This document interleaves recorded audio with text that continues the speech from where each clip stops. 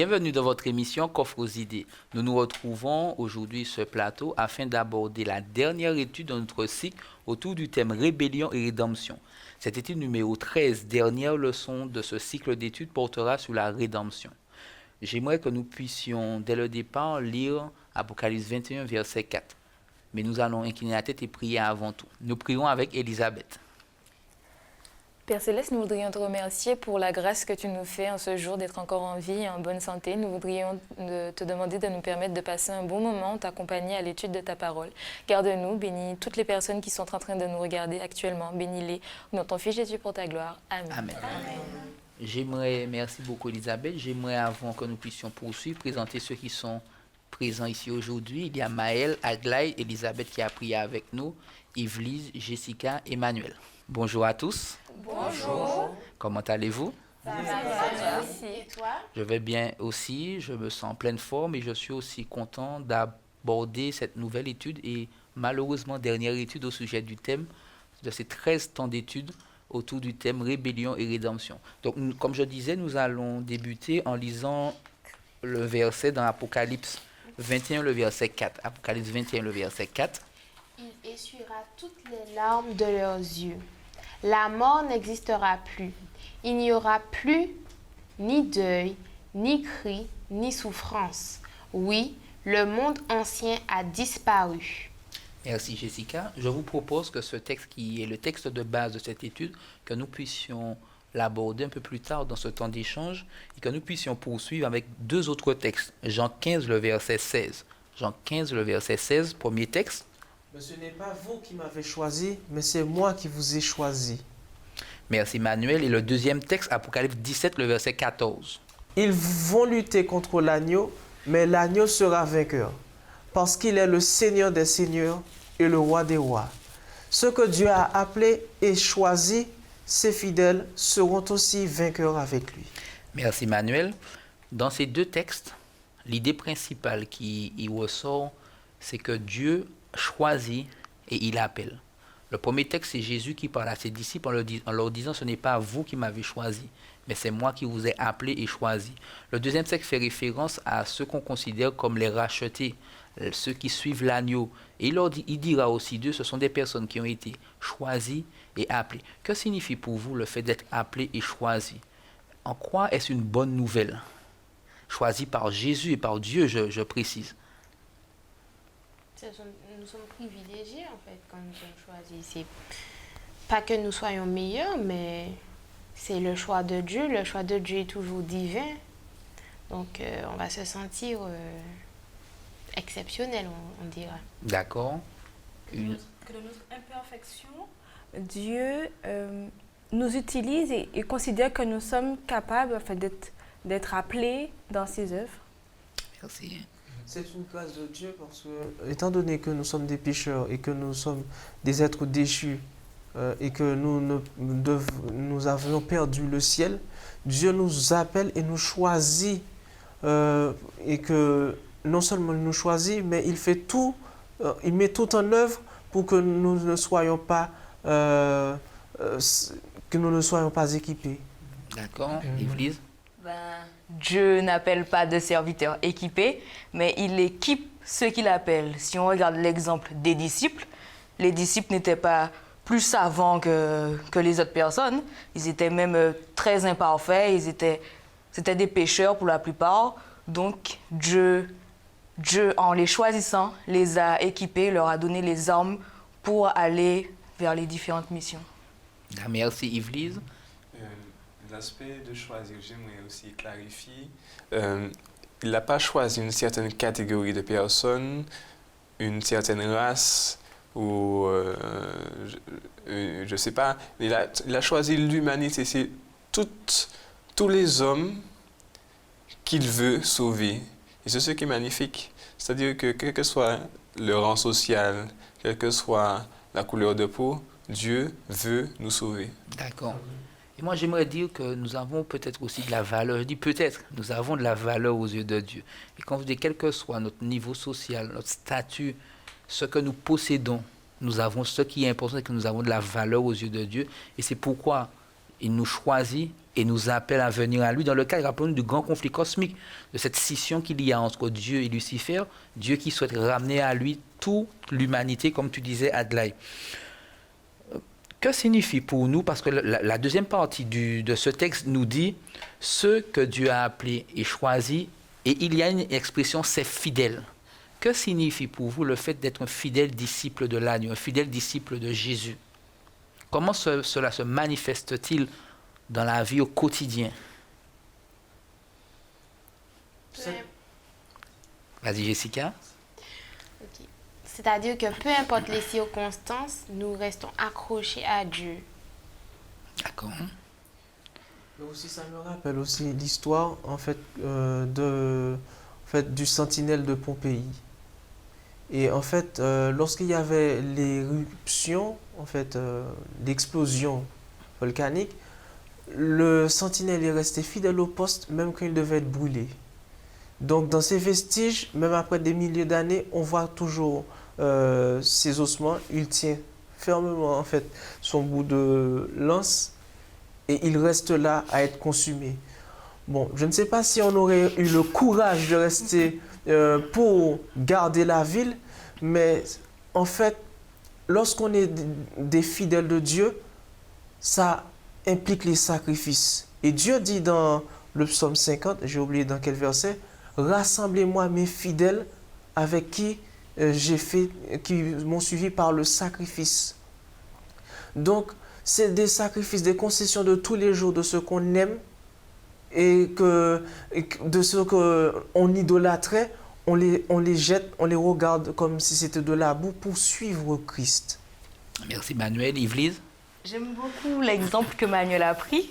Il me semble l'avoir lu dans le livre de méditation Visite mon mur, le livre de méditation des jeunes, où justement l'auteur nous encourageait à être des sentinelles de Dieu. Il nous encourageait aussi à faire sa volonté, quoi qu'il arrive, et à rester accrochés à lui, même si nous avons des difficultés, des problèmes. D'accord.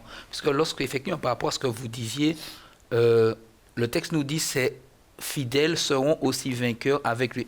Un peu plus haut dans le passage, le texte nous dit que ces fidèles accompagneront Jésus, l'agneau, partout où il ira.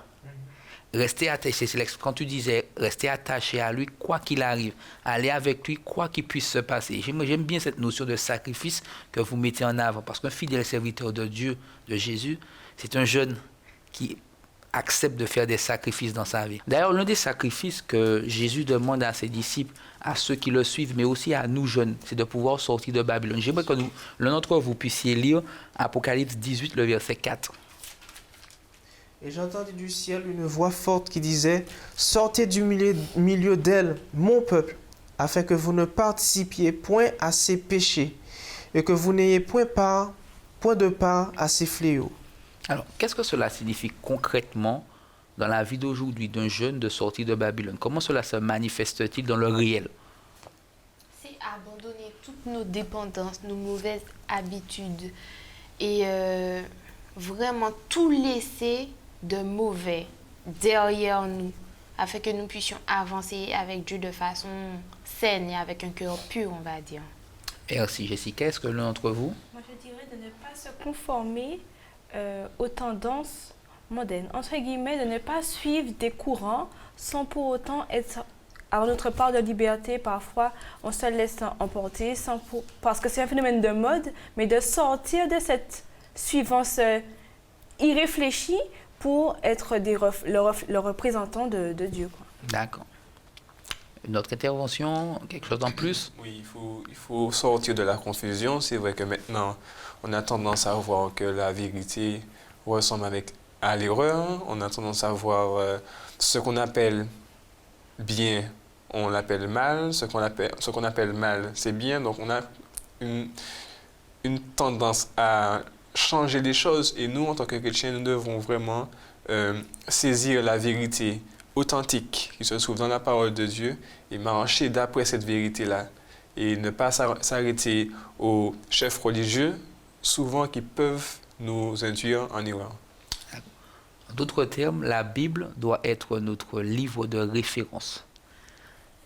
je vous retourne la question, la Bible est-il constamment notre livre de référence? Là, l'ouvrage dans lequel nous puisons les principes de vie qui sont les nôtres aujourd'hui. Et cette question qu'il nous faut toujours garder en tête, est-ce que je donne la priorité en tant que jeune à la parole de Dieu, puisque si elle doit me guider mes actes, guider mes actions, guider mes pensées, est-ce que je donne toujours la priorité à la parole de Dieu?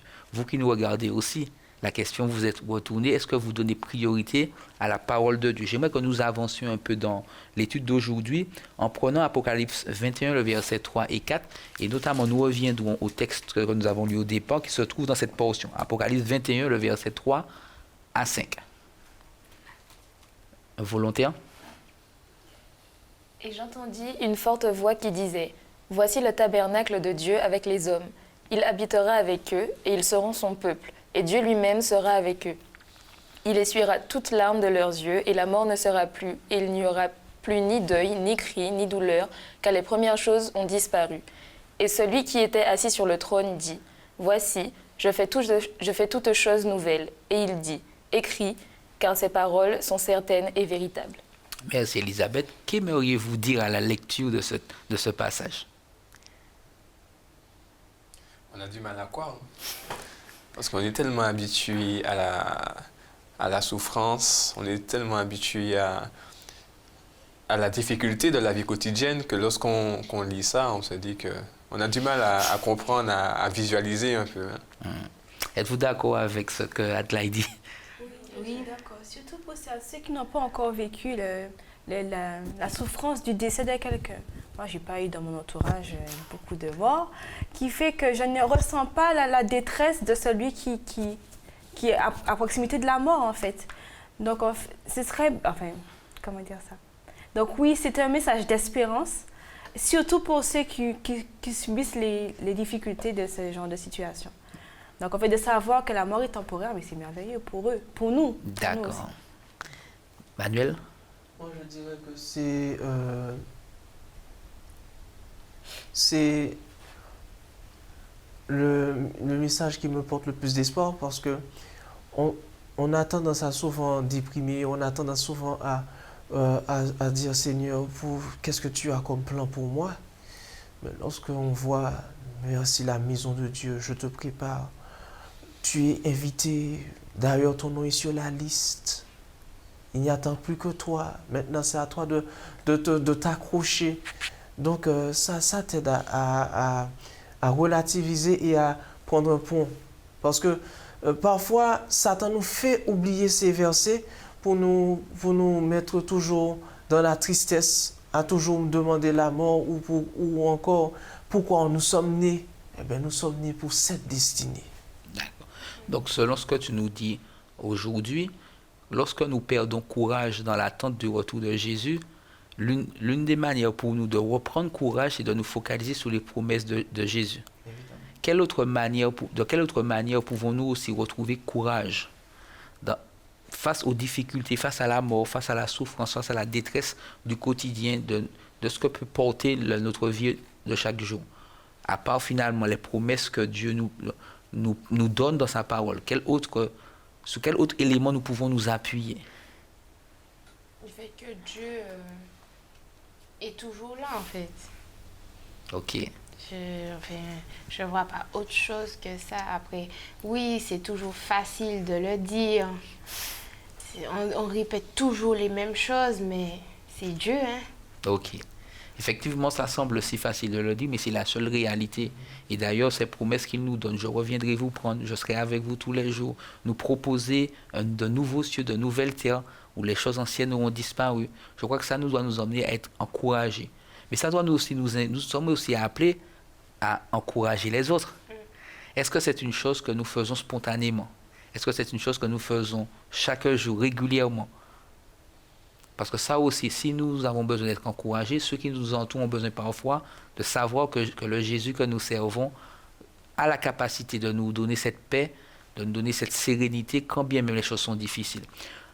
C'est vrai que je parlais de l'attente du retour de Jésus. Nous n'avons pas de date fixe, de date précise, mais la Bible nous donne quelques renseignements sur des événements qui vont précéder la venue de Jésus. Est-ce que vous pourriez citer quelques-uns de ces événements? Les épidémies de masse, les maladies qui sortent de nulle part, mais on ne sait pas. Les guerres. Ok. Quand il est dit que lorsque vous verrez en fait la profanation dans le lieu saint, que celui qui lit fasse attention, mais on voit que maintenant, il y a beaucoup d'hérésies qui entrent dans les églises et que partout, on accepte toute chose pour dire que, ah ouais, il faut, sous prétexte que oui, si Dieu est mort pour tous, on doit accepter tout le monde. Ou on doit accepter tout le monde, mais on ne peut pas accepter tout péché. Parce que Dieu n'accepte pas le péché, il accepte le pécheur. D'accord. Vas-y, Adlai. J'aimerais, par rapport à ce que tu dis, Manuel, et j'ai remarqué cela justement à travers beaucoup de discussions que j'ai menées avec des jeunes. Maintenant, on voit un certain manque de foi. Et d'ailleurs, dans la Bible, il y a un texte qui dit que lorsque le Fils reviendra sur la terre, trouvera-t-il de la foi? Beaucoup de chrétiens, quelle que soit la dénomination, parlent de « je crois en Dieu, je suis croyant, mais peut-être pas pratiquant ». Et on se rend compte que dans la vie quotidienne, lorsque des situations vraiment arrivent où il faut croire en Dieu, par exemple dans nos relations interpersonnelles, est-ce que d'amour pour mon frère, là, c'est différent. La personne va changer de discours. La personne va dire, oui, Dieu, oui, mais bon, mais tu as vu ce qu'il m'a fait, tu as vu ce qu'il m'a fait. Mais qu'est-ce que la Bible dit? Est-ce que tu crois en ce que la Bible dit? Aimez-vous les uns les autres. Et nous aimons toujours rajouter, il fait ça, mais, aimez-vous, mais, toujours. Non, à un certain moment, il faut arriver vraiment à ne pas beaucoup parler et à croire vraiment ce que Dieu dit. Merci, Adlai. Croire ce que Dieu dit tout simplement. Sommes-nous arrivés à ce stade aujourd'hui? Nous avons peut-être encore des efforts à faire. Mais ce n'est pas grave. Dieu nous accompagne. Dieu nous donne la possibilité d'être meilleurs chaque jour. Rappelons-nous ce que nous disions dans l'étude précédente, l'étude autour de Pierre, qui disait que chaque jour nous avançons, chaque jour nous capitalisons de bonnes choses, de manière à ce qu'un jour nous puissions, quand Jésus reviendra, être trouvés prêts pour son retour. J'aimerais que nous puissions avancer un peu et lire un dernier texte. Dans Apocalypse 17, le verset 14. Apocalypse 17, le verset 14, texte que j'aimerais que l'un d'entre vous puissiez lire. Ils vont lutter contre l'agneau, mais l'agneau sera vainqueur, parce qu'il est le Seigneur des seigneurs et le Roi des rois. Ceux que Dieu a appelés et choisis, ses fidèles seront aussi vainqueurs avec lui. Merci Jessica. Quel sens prend cette déclaration de la Bible dans le cadre du grand conflit cosmique? Nous avons déjà gagné en fait. Le diable peut faire ce qu'il veut, il peut, oui, il va essayer d'emmener des gens avec lui, mais l'important c'est que on est déjà victorieux. D'accord. On est tous d'accord? Quelque chose à ajouter? Oui, notre tâche c'est justement d'empêcher le diable de nous avoir nous, puisque nous savons déjà que Dieu a gagné. D'accord. Donc c'est de rester du côté du vainqueur, Voilà. du bon côté. Donc chaque jour, notre seul engagement, c'est de rester du côté du vainqueur. Alors que nous touchons à la dernière étude de ce cycle que nous avons engagé il y a 13 semaines, qu'est-ce que vous auriez aimé dire par rapport à votre progression? Avez-vous eu l'impression d'avoir progressé? Avez-vous l'impression d'avoir porté des changements? Est-ce que vous aimeriez partager une expérience avec nous? Et en deuxième temps, qu'est-ce que vous auriez aimé dire à ceux qui ont aussi profité de ces 13 moments d'études, de partage et qui ont suivi régulièrement ces échanges? Alors, qui veut commencer? Bon, je commence. Vas-y. Alors, ce qu'il est important de garder, c'est justement comment Dieu peut faire des miracles pour nous. Et que oui, c'est vrai que par rapport à nos différentes souffrances, c'est peut-être le moment où nous avons le plus le temps d'apprendre à aimer Dieu. Mais le tout, c'est de rester accroché à Dieu après. Donc, que ce soit dans les moments difficiles comme dans les bons. Ensuite, toujours avoir en tête ce désir de méditer et de prier. Parce que c'est vraiment par la prière que Dieu va nous aider. Après aussi, il est bon de témoigner de ce que Dieu fait pour nous, même si c'est quelque chose de bidule en fait. Mais la plupart du temps, c'est justement ce qui est bidule, qui est extraordinaire. Et personnellement, à travers les différentes expériences de la vie, à travers les différentes souffrances, ce qui m'aide, mis à part la prière, c'est le chant. C'est-à-dire qu'il y a certaines paroles qui vraiment nous touchent. Comme par exemple, je dois confier mes lendemains à Dieu. Donc même dans les épreuves, dans les souffrances, je dois toujours prier, regarder à Dieu. Je dois toujours fixer mes yeux sur Dieu. Donc ce sont des chants qui m'ont aidé, que malgré les problèmes, Dieu reste le même. Merci Jessica, qui veut poursuivre. Je pense que la plus belle leçon que je peux retenir parmi ces 13 leçons, c'est que Dieu est et restera toujours amour. C'est-à-dire qu'il nous connaît au plus profond de nous et il continue de nous aimer. Donc je pense qu'il y a beaucoup de personnes qui vont à l'église en se disant « Bon, on va à l'église parce que le pasteur va dire des choses bien ou parce que les frères, j'aime bien les frères et sœurs. » Mais une fois qu'on retire toutes ces choses-là, tout ce qui reste finalement, c'est l'amour de Dieu. Et c'est l'amour de Dieu qui soude finalement les membres entre eux et qui nous accroche à Dieu. Donc je pense que c'est ce qu'il y a de plus important à retenir. Et j'aimerais aussi partager un verset donc de Josué 1, verset 9, qui dit « Ne t'ai-je pas donné cet ordre? Fortifie-toi et prends courage. Ne t'effraie point et ne t'épouvante point, car l'Éternel, ton Dieu, est avec toi dans tout ce que tu entreprendras. » Donc, courage dans la force chrétienne. Merci. Pour moi, en fait, cette leçon, j'ai vraiment aimé cette leçon parce que elle a été très parlante et très convaincante. Et à chaque fois, je me suis senti interpellé parce que ça me fait penser, la question que je me pose, où en suis-je dans ma relation avec Dieu? Et aussi, le simple fait de savoir que dans mes déboires ou dans mes difficultés, Dieu veille sur moi et que lui, dans son amour qui est inchangé, veut toujours me solliciter. Ça fait du bien. Et parfois, on se dit, comme je disais tout à l'heure, que parfois on se demande quel est le but de notre vie ou peut-être on voit tout noir, c'est un auto noir. Et le simple fait de s'accrocher à la parole de Dieu, c'est quelque chose de fortifiant. Parce que dans ce combat, tu n'es pas seul. Je ne suis pas seul. Et Dieu me dit que, écoute, tu n'es pas responsable des malheurs. Ces malheurs, c'est vrai que tu as fait un choix, tu subis les conséquences de tes choix ou des choix de tes parents, mais tu n'es pas responsable de ton malheur. Je ne suis pas l'auteur de ton malheur. La seule chose que je voudrais pour toi, c'est que tu vives heureux et que tu sois avec moi un jour. Maintenant, j'ai tout fait pour toi. Ma vie, je te l'ai donnée. La sanctification, je te l'ai offerte. La justification, je te l'ai aussi offerte. Et ta plaidoirie devant Dieu et devant les anges, je le fais et je m'en occupe. Maintenant, la seule chose que je te demande, c'est de t'abandonner complètement entre mes mains.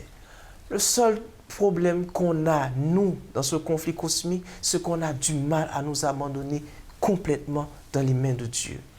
Entre les mains de Dieu. Parce que si nous le faisions, et nous le faisions vraiment, il y a des étapes qu'on aurait passées à vitesse grand V.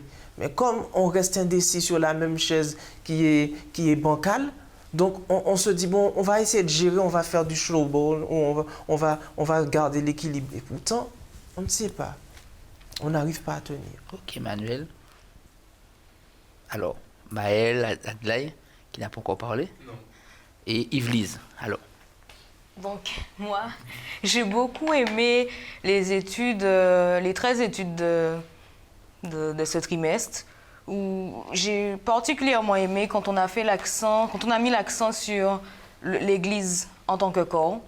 Parce que, je vous le dis, j'ai tendance, quand j'ai un souci avec, on va dire, quelqu'un dans l'Église, je dis pas je fuis, mais ça suffit.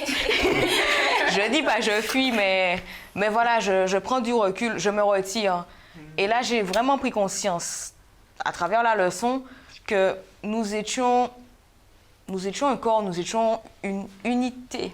Je pourrais dire ça, une unité. Et que s'il y avait un problème, à la limite, il faudrait le résoudre pour que le corps puisse continuer à avancer. Et c'est vrai que j'ai vraiment compris cet aspect, que le corps ne pouvait pas avancer en ayant certaines parties qui sont, je dirais, défaillantes ou qui ont un problème et tout. Donc j'ai vraiment aimé cette étude, et surtout celle d'aujourd'hui, bien sûr, la rédemption, où nous aspirons tous à être libérés de cette vie de souffrance que nous avons. Et je voudrais vous laisser avec ce petit verset que j'aime particulièrement, qui se trouve dans Jérémie 31, verset 3. « De loin l'Éternel se montre à moi, je t'aime d'un amour éternel, c'est pourquoi je te conserve ma bonté. » Merci Yvelise. Qui se lance? Moi, durant cette leçon, rébellion et rédemption, j'ai appris à découvrir dans quel monde je vis. Parfois, on n'a pas une idée juste de temps de crise que l'on vit. On se sent bien, j'ai tout ce qu'il me faut, je ne souffre pas plus que ça. Bon, de temps en temps, oui, c'est vrai. Mais parfois, on n'aspire pas tant à la rédemption et au secours que Dieu a en réserve pour nous. Et on se laisse vivre, on est tiède, on est froid, on est chaud, on est froid, on est nulle part, en fait. Donc, en fait, grâce à cette leçon, j'ai eu une vision claire de la situation dans laquelle je me trouve, ce qui m'a permis de refaire des réflexions sur moi-même. Et j'aimerais vous laisser avec cette pensée. Ne crains rien car je suis avec toi. Ne promène pas de regard inquiet car je suis ton Dieu. Je te fortifie, je viens à ton secours. Je te soutiens de ma droite triomphante. Pendant toute cette rétrospection sur soi, bien sûr, Satan commence à attaquer puisqu'il n'est pas content. Et j'ai pu avoir ce verset comme soutien. Et je vous invite, chers jeunes ou téléspectateurs, à retenir des versets grâce à des chants, de nous-mêmes être force de proposition et à nous permettre de nous fortifier en mettant en chanson les paroles, histoire de les retenir. Merci Maëlle. Adlai? Oui, j'ai la lourde tâche de terminer. Moi, je dirais que personnellement, je vais être plutôt pragmatique. Je dirais que la leçon m'a permis, en fait, déjà de comprendre qu'on a un ennemi qui ne nous aime pas. Et tout à l'heure, là, Yvelise a dit que Satan ne peut pas lire nos pensées. Ça, c'est vrai. Mais il ne faut pas oublier qu'on a des suggestions, des pensées mauvaises qui nous viennent à l'esprit parfois.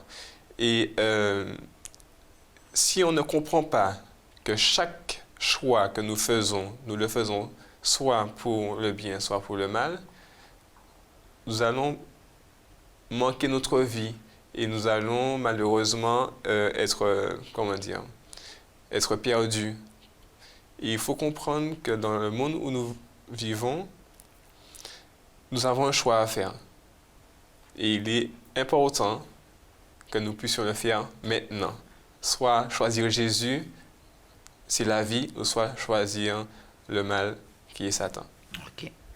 Merci à chacun d'entre vous. Dans chacune de vos expériences de vie, dans votre cheminement, vous avez pu apporter, je l'espère à vous qui nous regardez, un peu de réconfort, un peu de perspectives réjouissantes. Et je crois que beaucoup d'entre vous, vous pouvez vous associer à l'expérience de ces jeunes. Mais je crois aussi que chacun d'entre vous, vous avez aussi votre expérience de vie. et que chacune des études, vous l'avez comprise, doit nous permettre de mener cette introspection, de mener ce regard sur nous-mêmes, sur notre relation avec Dieu. Et nous croyons que puisque Dieu nous aime, il saura nous donner les opportunités de revenir à lui et de pouvoir être du bon côté, être du côté de l'agneau. C'est ainsi que nous mettons fin à cette étude d'aujourd'hui, ce cycle d'études, et nous vous donnons rendez-vous pour une prochaine émission, Coffre aux idées.